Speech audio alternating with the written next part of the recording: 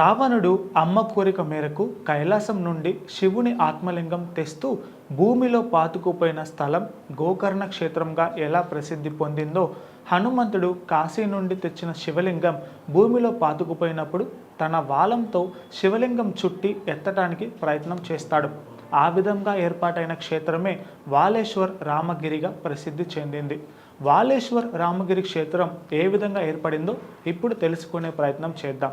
రావణాసురుడిని శ్రీరాముడు సంహరించిన తరువాత శ్రీరాముడు తన పరివారంతో లంక నుండి అయోధ్య నగరానికి ప్రయాణమైనాడు. రావణాసురుడు ఎంత దుర్మార్గుడు అయినప్పటికీ జన్మతః బ్రాహ్మణుడు కావటం చేత బ్రహ్మహత్య దోషం చుట్టుకుంటుంది. ఆ దోషం పరిహారం కోసం శ్రీరాముడు దక్షిణ భారతదేశ సముద్ర తీరంలో ఉన్న రామేశ్వరం వద్ద ఒక శివలింగాన్ని ప్రతిష్ఠించాలని నిర్ణయించుకున్నాడు. రామేశ్వరంలో ప్రతిష్ఠించాల్సిన శివలింగం కాశీ నుండి తెప్పించాలని వశిష్ఠుడు శ్రీరాముడికి చెప్పాడు. ఉత్తర భారతదేశంలోని కాశీ నుండి శివలింగాన్ని తేవటం కోసం హనుమంతుడు వాయు మార్గంలో కాశీ క్షేత్రానికి బయలుదేరాడు.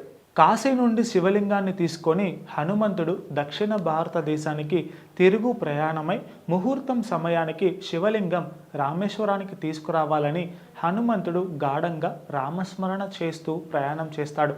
అలా ఇంచుమించు ఇక రామేశ్వరం చేరుకోబోతూ ఉండగా ఒక సంఘటన జరిగింది. హనుమంతుడు చిత్తూరు పుత్తూరుకి మధ్యలోకి రాగానే హనుమంతుడిని కాలభైరవుడు చూస్తాడు.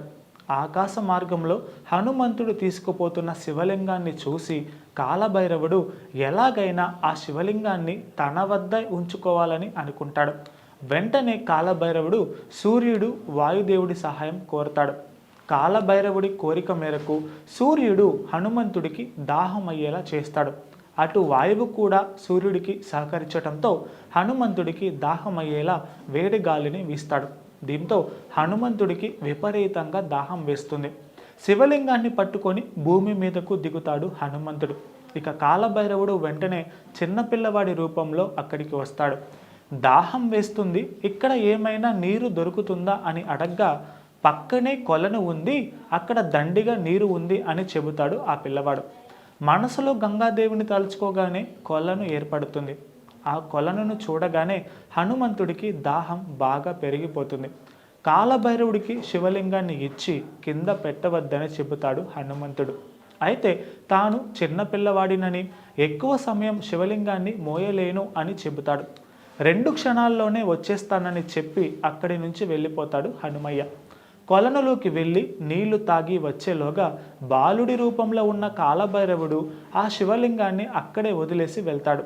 ఇక హనుమంతుడు వచ్చి చూసేసరికి శివలింగం కింద పెట్టి ఉంటుంది.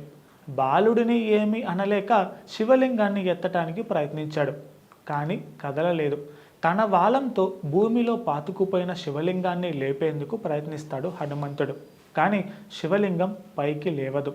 అయిందేదో అయిపోయింది, మరో శివలింగం తీసుకొని రామేశ్వరం వెళ్ళాలని అనుకుంటాడు. అనుకున్న వెంటనే సూర్యుడి వేడి తాపం తగ్గిపోతుంది, వాయువు కూడా తగ్గిపోతుంది. జరిగింది అర్థం చేసుకున్న హనుమంతుడు కొలనుకి శాపమిస్తాడు. కొలనుని పర్వతం కావాలని శపిస్తాడు. రామకార్యం కోసం తెచ్చిన శివలింగం ప్రతిష్టమైన క్షేత్రం కావటంతో దానికి రామగిరి అని, హనుమంతుడు తన వాలంతో శివలింగాన్ని ఎత్తటానికి ప్రయత్నించినందున వాలేశ్వర్ అని పేరు వచ్చింది.